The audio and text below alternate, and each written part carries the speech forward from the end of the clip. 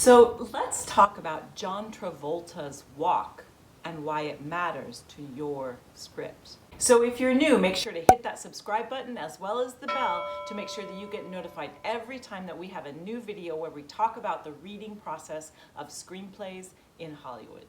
So John Travolta is an icon in Hollywood. And have you ever noticed how some actors build a character from a certain thing? Some actors start with a voice. They adapt a voice and they pick a voice and then they go from there. Some actors start with wardrobe. And when you see them interviewed, they often talk about this process where they choose something to sort of springboard their character. John Travolta clearly is a very physical person. He's a dancer. He dances really well. He's danced in a lot of movies. So it seems to me, I would venture to guess, that John Travolta starts with a walk. So let's start with Urban Cowboy. I love his walk in Urban Cowboy because he makes the seemingly obvious choice to be a bit bow-legged. The way that he walks is kind of bow-legged, which you would think would be an obvious choice for a cowboy, right? However, he's not actually a cowboy. He doesn't ride a horse around. He doesn't wrangle cows. He's an urban cowboy. So technically, he shouldn't be bow-legged. So it's such a great choice, right? Because it actually speaks to the insecurities of the character as he takes on this persona and is a bit of a poser about being a cowboy. It really makes it work well when he actually does kind of come up against kind of a more real cowboy who isn't bow-legged. So it's a really interesting choice and it really speaks to the insecurities of the character, and I really think he does a great job with this walk. Okay, so now check out how he walks as Danny in Grease.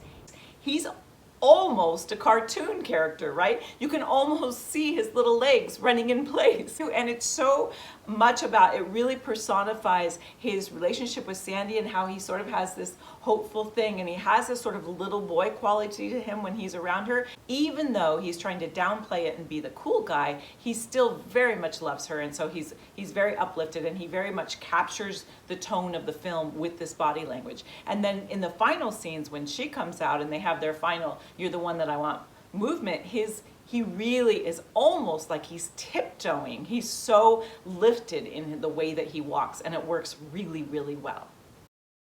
So I'm Carolyn J. Carpenter. I have read thousands of screenplays for Hollywood producers, and now I actually train people how to become readers for the film industry. So if this is interesting to you and you want to learn more about how to become a reader, you can go to this video and we'll give you more information about how to do that. Okay, now let's take a look at Vincent from Pulp Fiction.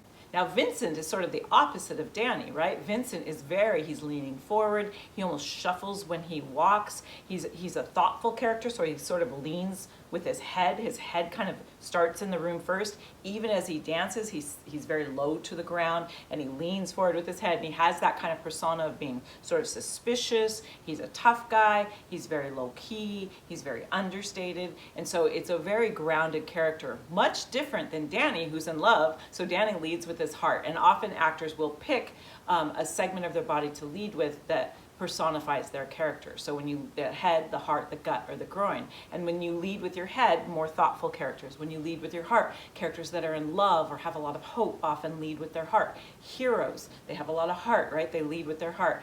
And then when you lead with your gut, you're like, usually it's a powerful thing, or sometimes it has to do with fighting or fear. And then characters that lead with their groin are often, when you think of Matthew McConaughey, and he's going, all right, all right, all right, and he's leaning back because he's leading with that, with his groin in terms of a very sexual character. You see him do other characters where he doesn't lean back like that. And it's kind of a natural thing that actors do, and sometimes it's very much a choice. So I don't know what the case is with John Travolta, but I do know that this character is a very thoughtful character. He's always wondering about things, and he leads with his head, and it's really an interesting choice.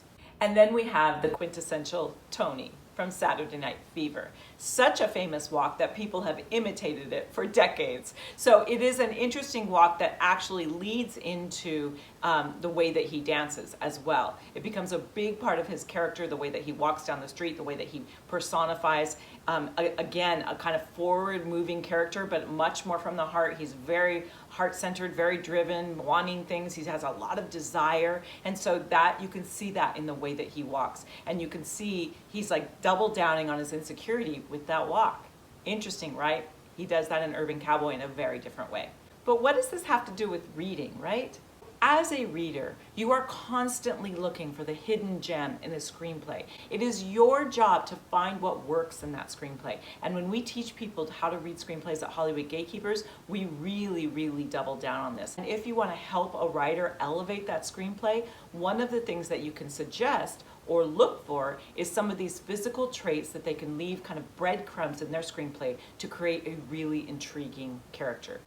So you could write, for instance, that Tony walks down the street, or you could write that Tony struts down the street. It's a much different thing, right? So you can write that he enters the bar in Urban Cowboy, or you can write that he swaggers into the bar. So these are the kinds of little things that make a screenplay so much better. And as a reader, it's the suggestions that you can make that will elevate those characters into being characters that are iconic and characters that actors will want to play.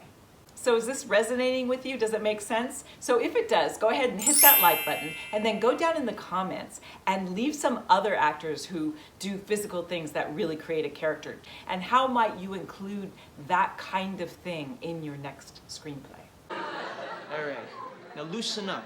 We gotta loosen up here, all right? All right, start to relax. Start to feel who you are. I say the ba ba ba ba ba burrito, ba ba ba ba burrito, ba ba ba burrito. Got me rocking and a reeling and a bopping and a reeling, bopping, reeling. You know you're talking.